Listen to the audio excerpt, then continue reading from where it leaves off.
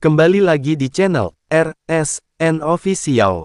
Sehat selalu, berkah selalu. Selamat menikmati alur cerita bab terbaru hari ini. Chen Ping menarik telapak tangannya, dan cahaya abu-abu yang kacau berkelebat lalu menghilang dari telapak tangannya. Dia berdiri dengan tenang di tempatnya, indera ilahinya memindai seluruh halaman seperti radar tercanggih, memastikan bahwa tidak ada jejak yang tertinggal dan tidak ada mekanisme peringatan residual yang terpicu. Seluruh proses, dari mengungkapkan identitas mereka hingga membunuh korban dan kemudian menghancurkan bukti, hanya membutuhkan 2 tarikan napas.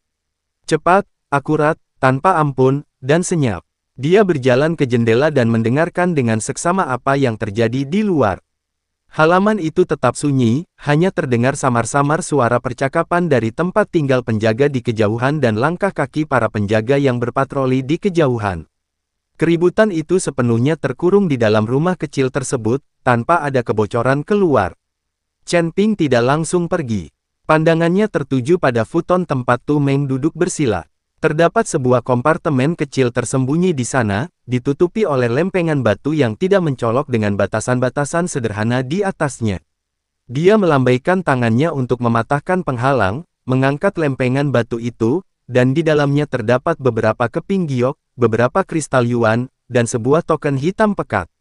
Bagian depan token itu diukir dengan karakter ganas, Xing, dan bagian belakangnya terdapat 2 karakter, Tu Meng. Chen Ping mengambil gulungan giok itu dan menyelidikinya dengan indera ilahinya. Salah satunya adalah selembar kertas giok yang mencatat tugas-tugas eksekusi. Chen Ping dengan cepat membolak-baliknya, pandangannya segera tertuju pada satu catatan, tanggal, tahun ke-9763 kalender Xuan Yin, hari ke-17 bulan Frost. Lokasi, lereng jiwa yang jatuh. Terpidana, Musa, laki-laki, Liu Qingyin, perempuan. Kejahatan, meninggalkan alam surgawi tanpa izin dan memata-matai hal-hal terlarang. Pengawas, Fel King, kepala pelayan istana dalam. Algojo, Tu Gang dan Tu Meng. Catatan, kristal pemumian jiwa, nomor, Jiaksu 73 telah diaktifkan. Jiwa telah ditangkap dan diserahkan kepada kepala pelayan Fel. Format catatan-catatan itu dingin dan ringkas, namun bagaikan pisau beracun yang menusuk dalam-dalam ke jantung Chen Ping. Senior Musa, Senior Liu Qingyin, nama mereka pun tercatat dalam daftar tugas Algojo. Jari-jari Chen Ping, yang menggenggam lempengan giok itu, sedikit memutih, tetapi dia dengan paksa mengendalikan emosinya. Dia terus memeriksa gulungan giok lainnya, yang sebagian besar berisi peraturan dan ketentuan aula hukuman serta fragmen teknik pemurnian tubuh, dan tidak terlalu berharga. Akhirnya, pandangannya tertuju pada token dengan karakter hukuman. Token ini terbuat dari material khusus, dan secara samar-samar terhubung dengan formasi tertentu di kediaman pejabat kriminal dan bahkan seluruh aula hukuman di rumah Dewa Giok. Mungkin ini adalah sertifikat identitas, atau mungkin memiliki kegunaan lain. Setelah berpikir sejenak, Chen Ping menyimpan token dan slip giok yang mencatat eksekusi tersebut, mengembalikan barang-barang lainnya ke tempat asalnya, dan mengembalikan kompartemen tersembunyi ke keadaan semula. Setelah melakukan semua itu, dia diam-diam melewati barisan keamanan yang lumpuh, sama seperti saat dia datang, dan melayang keluar dari dinding halaman. Kemudian, mereka menemukan kembali celah konversi energi di penghalang luar dan dengan mudah lolos dari jangkauan kediaman petugas kriminal. Dari awal hingga akhir, lapisan pertahanan istana abadi Giok sama sekali tidak efektif. Ketika Chen Ping muncul kembali di pertapaan hutan bambu tempat Lian Xing dan yang lainnya berada, baru setengah jam berlalu sejak dia pergi. Di dalam pertapaan, Lian Xing, Ming Li, kakak macan tutul, dan monyet yang menunggu dengan cemas semuanya hadir. Suasananya agak tegang, dan semua orang berspekulasi tentang hasil perjalanan Chen Ping. Melihat Chen Ping kembali tanpa cedera, tanpa setetes darah pun di tubuhnya, dan dengan ekspresi yang masih tenang, Lian Xing dan yang lainnya awalnya tercengang, lalu rasa terkejut dan ragu muncul di hati mereka. Senior, Anda, Lian Xing memulai dengan ragu-ragu. Chen Ping tidak banyak bicara, tetapi hanya meletakkan token, hukuman berwarna hitam dan slip giok berisi catatan tersebut di atas meja bambu. Setelah melihat token itu, saudara macan tutul terkejut, ini, token identitas eksklusif seorang Algojo di aula eksekusi. Hanya Algojo senior seperti Tu Gang dan Tu Meng yang memilikinya. Liansing dengan cepat mengambil gulungan giok itu dan menyelidikinya dengan indera ilahinya. Sesaat kemudian, ekspresinya berubah, dan dia menatap Chen Ping, matanya dipenuhi ketegangan. Ini catatan eksekusi Tu Meng. Senior, Anda, Tu Gang sudah mati, di gang di luar Zuixianlou. Suara Chen Ping tenang dan datar, seolah-olah dia sedang membicarakan hal sepele. Tu Meng juga sudah meninggal, di kediamannya di kantor inspektur kriminal. Ledakan. Meskipun memiliki firasat, semua orang di akademi, termasuk Ming Li, merasa merinding dan jantung berdebar kencang ketika mendengar Chen Ping dengan santai menyebutkan dua berita inil bunuh mereka benar-benar membunuhnya. Dan semua ini terjadi dalam waktu yang sangat singkat. Berbeda ceritanya jika berada di luar paviliun Dewa Mabuk, tetapi kediaman Algojo berada di dalam rumah besar penguasa kota. Pertahanan sangat ketat, dan formasi yang digunakan sangat beragam. Bagaimana dia bisa masuk? Bagaimana Anda menemukan orang itu? Bagaimana dia terbunuh? Bagaimana bisa keluar? Liansing, khususnya, sangat menyadari tingkat keamanan di dalam istana Dewa Giok.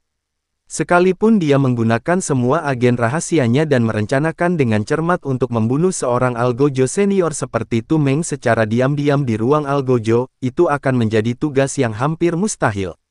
Hal itu pasti akan menimbulkan biaya yang sangat besar, dan akan sulit untuk menghindari kecurigaan para penjaga. Namun senior Chen di hadapan kita ini, sendirian, melakukan perjalanan pulang pergi dalam waktu kurang dari 1 jam, tidak hanya membunuh 2 orang tetapi juga membawa kembali bukti penting, dan dia tampak santai seolah-olah baru saja berjalan-jalan.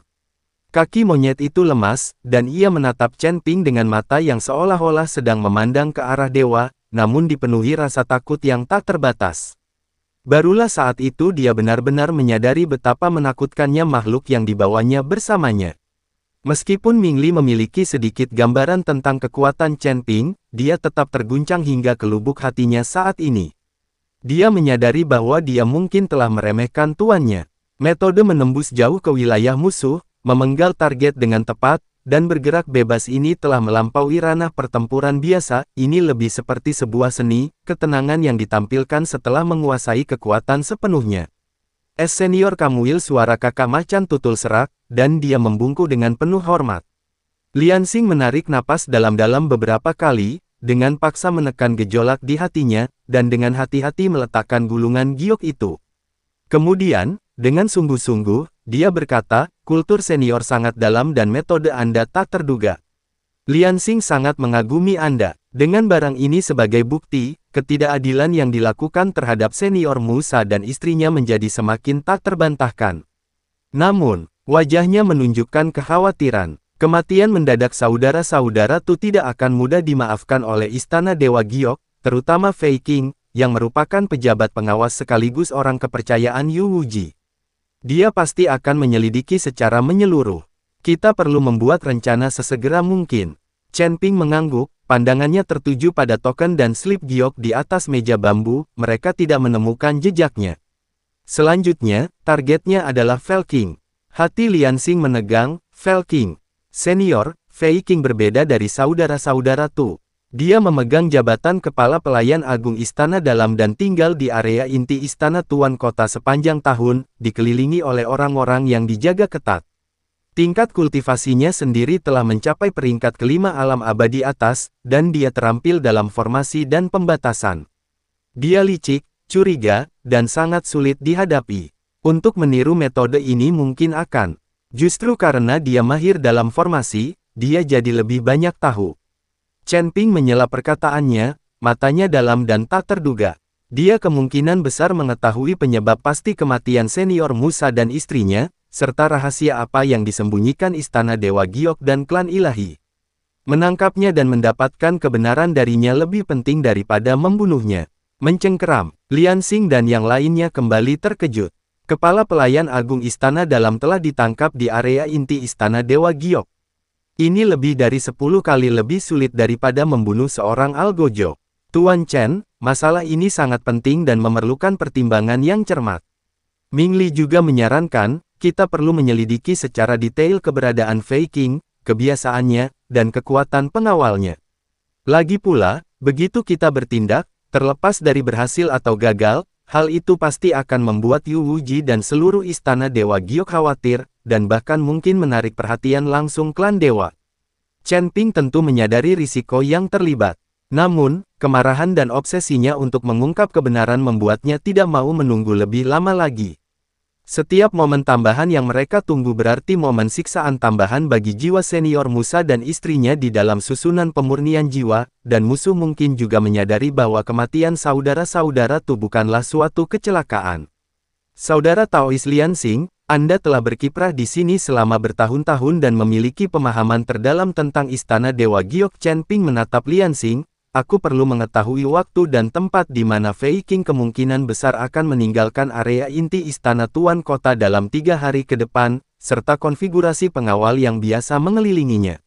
Semakin detail semakin baik. Melihat Chen Ping telah mengambil keputusan, Liansing tahu bahwa bujukan tidak ada gunanya, dan kekuatan yang ditunjukkan Chen Ping memberinya secercah harapan. Dia berpikir sejenak dan berkata, Fei Qing adalah orang yang sangat berhati-hati.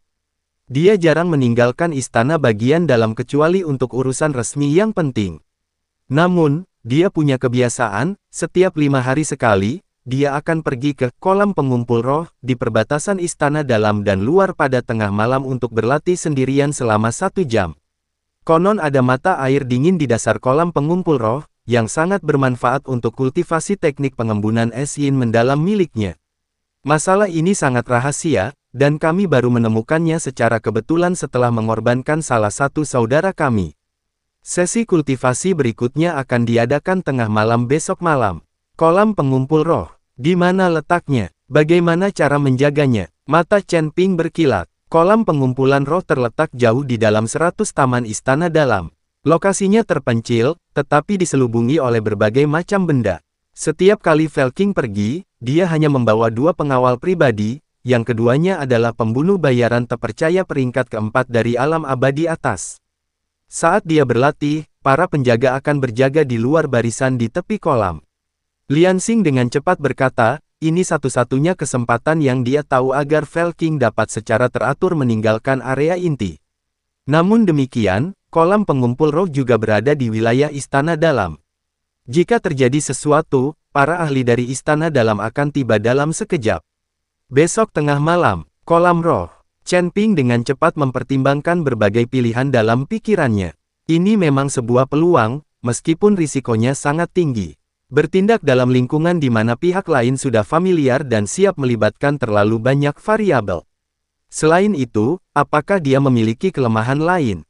Misalnya, keluarganya, hobinya, atau konflik apapun dengan Yu Wuji atau kekuatan lain.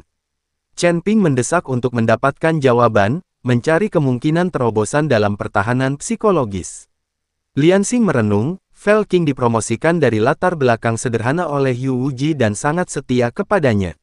Konon dia tidak memiliki keluarga. Dia rakus akan uang dan sangat terobsesi dengan peningkatan kultivasinya, itulah sebabnya dia sering pergi ke kolam pengumpul roh. Adapun orang lain, istana Dewa Giok bukanlah entitas yang monolitik. Fei Qing, yang mengandalkan bantuan Yu Wuji, mengendalikan urusan internal dan telah menyinggung banyak orang, terutama beberapa pengurus dan tetua di istana luar. Tetapi kita hampir tidak dapat mengetahui kedalaman konflik spesifik tersebut. Rakus akan kekayaan, terobsesi dengan pengembangan diri. Berbagai pikiran melintas di benak Chen Ping. Mungkin, kita bisa mengambil pendekatan 2 arah. Saudara Taois Liansing, bisakah Anda menemukan cara untuk menyampaikan berita kematian saudara-saudara Tu, dan bahwa ini mungkin merupakan pembalasan dari musuh, dengan cara yang tidak akan secara langsung melibatkan Anda? Akan lebih baik jika kita membuatnya merasa tidak nyaman, bahkan sampai dia mencurigai seseorang di dalam rumah yang menyimpan dendam terhadapnya berada di balik semua ini, kata Chen Ping perlahan. Mata Liansing berbinar, senior, apakah Anda ingin mengganggu pikirannya, membuatnya curiga dan mungkin melakukan sesuatu yang tidak rasional, atau meningkatkan pengawalan di sekitarnya? Peningkatan kewaspadaan tidak dapat dihindari. Tetapi begitu kecurigaan muncul, dia mungkin akan lebih mengandalkan orang-orang yang paling dia percayai, atau dia mungkin ingin pergi ke tempat-tempat yang dianggapnya aman untuk memastikan kebenarannya. Tatapan Chen Ping dalam. Sebagai contoh, pergilah dan periksa apakah kristal pemurnian jiwa yang berada di bawah tanggung jawabnya aman dan utuh. Mendengar itu, Lian Xing dan yang lainnya terkejut. Kristal pemurnian jiwa itulah item inti yang terlibat dalam susunan pemurnian jiwa di lereng jiwa yang jatuh. Tuan Chen sedang berpikir, Ming Li sepertinya memahami rencana Chen Ping. Jika dia pergi memeriksa lokasi kristal pemurnian jiwa sendiri karena curiga, itu mungkin kesempatan yang lebih baik bagi kita. Suara Chen Ping berubah dingin, daripada mengambil tindakan terhadap tempat kultivasinya, tempat sementara, mungkin dengan penjagaan yang lebih longgar, adalah tempat yang lebih baik untuk berbicara dengannya secara baik-baik. Lian Xing merasakan hawa dingin menjalar di punggungnya. Senior Chen ini tidak hanya sangat kuat, tetapi juga memiliki pikiran yang teliti dan mendalam yang menakutkan. Dia mencoba memancing ular keluar dari lubangnya, dan dia akan menyerang titik terlemah dan terpojok lawannya. Jadi begitu, Lian Xing mengangguk dengan serius, kami akan mencoba menyebarkan berita melalui beberapa saluran yang tidak dapat diandalkan untuk menciptakan kebingungan dan spekulasi. Namun Fei Qing pada dasarnya curiga, jadi masih perlu dilihat apakah dia bisa diprovokasi. Lakukan yang terbaik. Setelah Chen Ping selesai berbicara, dia menatap Ming Li dan berkata, Ming Li, kau bantu rekan Taois Lian Xing. Monyet, macan tutul, kalian berdua perkuat pengawasan perimeter luar istana Dewa Giok, terutama tempat-tempat di mana persediaan penting mungkin disimpan. Aku perlu mengetahui semua pergerakan Vel Qingming yang tidak biasa sepanjang hari. Ya, jawab semua orang serempak, dan tanpa menyadarinya, mereka telah sepenuhnya tunduk kepada Chen Ping sebagai pemimpin mereka.